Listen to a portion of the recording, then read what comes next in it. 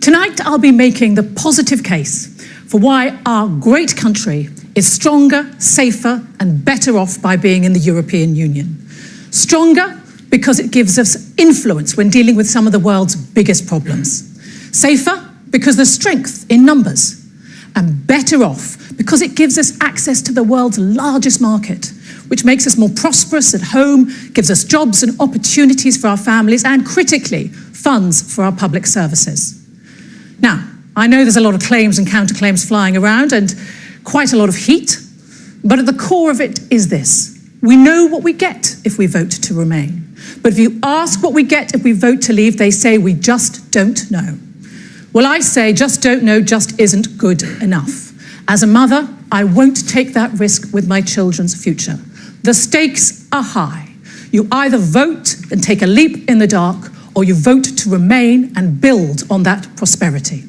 What it isn't is there is no answer to the immigration question, which is crashing the economy by leaving the European Union. There are over 200,000 people from the European Union who work in our public services, 50,000 doctors and nurses in the NHS alone. You can't just take this radical step without recognising this is a difficult issue. We need to address it, but not in the way you're proposing. Well, just on the wages, the fact is there is not a consensus on that, and I think you know it. It's the 10 billion that he particularly said that I objected, that we could have a chorus of.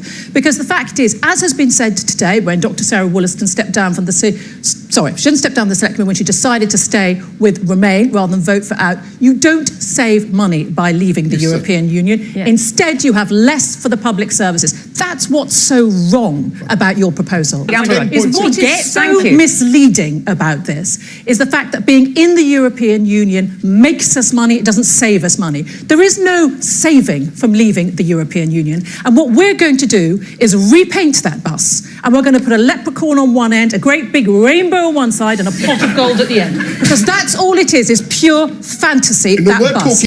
Thank you very much. Well, thank you for your question. And you are right, of course. Jobs are what is absolutely central to this. And small businesses matter. But the fact is our economy stronger by being in the European Union or not? Now, there's a lot of people saying one thing, a lot of people saying another thing. So I think it is right to listen to the experts. And sometimes experts get it wrong, but on this, there is a consensus. 9 out of 10 economists say so, the governor of the Bank of England.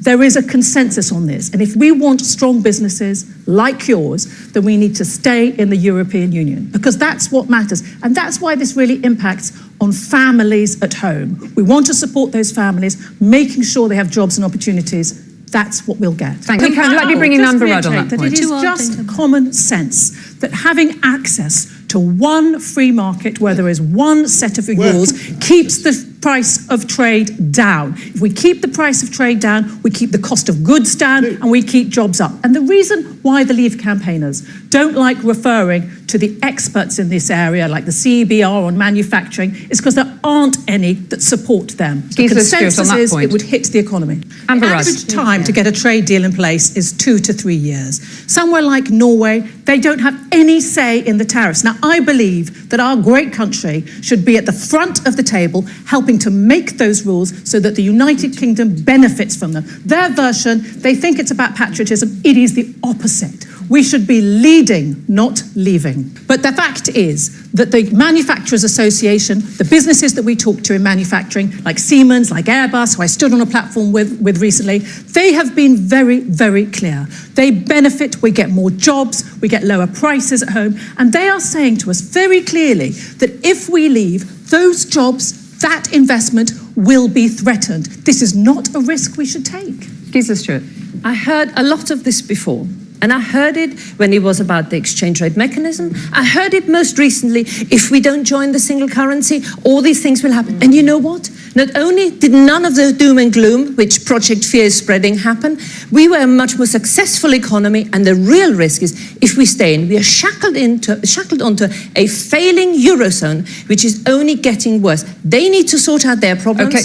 and we need to... There was no consensus then. There were different views. no, Absolutely there wasn't. There was Thank you, Boris Johnson. Amber Rudd. There were well-known international organisations, none of which who support Vote Leave, who did not support the euro entry. So let's just deal with that.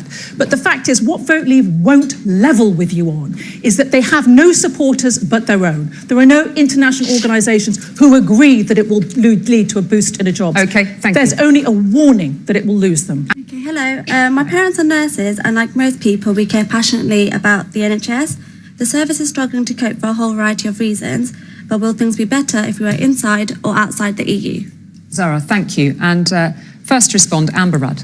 Now, we all know that the NHS needs more money, and you're absolutely right to bring it up. We have an ageing population, we all love our NHS, and we need to put more money into it to make sure that it continues to do a great job. But the fact is, the way to achieve that is to have a strong economy. The way to have a strong economy is to be in the European Union. Vote Leave's proposal that they somehow have some extra money to put into the NHS is a con. If we want to have a strong economy and make sure that we have more money for the NHS, then we need to stay in the European Union to be able to do that. Just to observe, since Andrea mentioned Simon Stevens, who's the Chief Executive of the NHS, that he did conclude that the best outcome from the NHS would be to stay in the European Union, as has the Royal College of Midwives, the Royal College of Surgeons. Once more, I would urge people who are undecided to look to the experts, and in this case, they are very clearly supporting us staying in the European Union for a stronger NHS. This is a point of information, Amber Rudd. I have to answer Zara by saying that what the EU does for this country is make it stronger and richer. But the NHS she was asking that is absolutely relevant to the NHS, because that allows us to pay more money into the NHS, which we recognise is needed. And this goes to the core of the misinformation, the con that we're getting from the Vote Leave campaign, that there's somehow money to be saved which could be used for the NHS. It's not that way, it's the other way. We have more money for the NHS by having a stronger economy and being in Thank the you, Boris Johnson. There is no Brexit bonus to put into the NHS or anywhere else. There is only a loss, and the IFS will tell you that. They think there's £40 billion less for the public services by 2020. That's the danger we'd be facing if we vote to leave. If you wanted to build a bridge, you would turn to expert engineers in order to make sure it didn't fall down. If you were going into a surgery, you would want to speak to surgeons to make sure that you were getting the right expert opinion. If you want expertise, you go and get it. And if I want expertise from Boris on a good joke, I'll ask you. But the fact is, expert surgeons, you might not get expert surgeons because the need, and they don't like experts because they don't support them. It's sneering at experts. I am proud of the United Kingdom's role in promoting women's rights, and I think it's incredibly important. But actually, this is a really good example of how our country has influenced other countries in making sure that they too have those rights. There's a lot of talk about take back control. Well, I just don't want control in little England over here. What I want is the sort of control where we influence other people with our values as well. And it's us, we have been leading on extending those rights for women within the European Union. And there are English women working and Scottish women working all over, and Welsh women, thank you, working all over, I'm going to finish my point, working all over the European Union, who should be protected by those rights, and because of our influence, they are. Okay, and just, thank you, you've made that point. I'll go to Amber Rudd, and then... I think you need to, I think the question is to make her judgment based partially on the company that the Vote Leave keep. When we talk about Nigel Farage, do you think he's going to be a champion for women's rights? Was it him or was it another one who said women should wash behind the back of their fridge? And there's a publication called Economists for Brexit, and in it they call for specific deregulation of climate change, of banking, and yes, of gender issues, gender equality for women. Now, that may not be what Boris is saying about himself, but that is the company, that is the campaign that calls for deregulation. Okay. Absolutely, we're better off in. Was about employment and women's rights specifically. Amber Rudd. Yes, I think they are absolutely better off in the European Union. And I would say, look at the company that's kept. Individuals here are picking off beats of their campaign, and it is a campaign that they don't like. But that campaign makes a very strong signal about deregulation of certain rights, and one of them is women's and employment rights. Amber Rudd. Sovereignty is being in control of our destiny. But a man on an island on his own is sovereign. Now, I experienced as Cabinet Minister going to Paris at the end of last year, where I saw Nicola, in order to address a really dangerous international problem of climate change. And we got an international deal to deal with it. And we got it while the UK was leading the EU negotiations. We were able to get an international deal that was in our interest, in families at home's interest, because we were at the European Union setting the terms of that deal. Being sovereign means having influence outside of the United Kingdom. That's what we get by being in the European Union. Very much for your opening statements. Amber Rudd.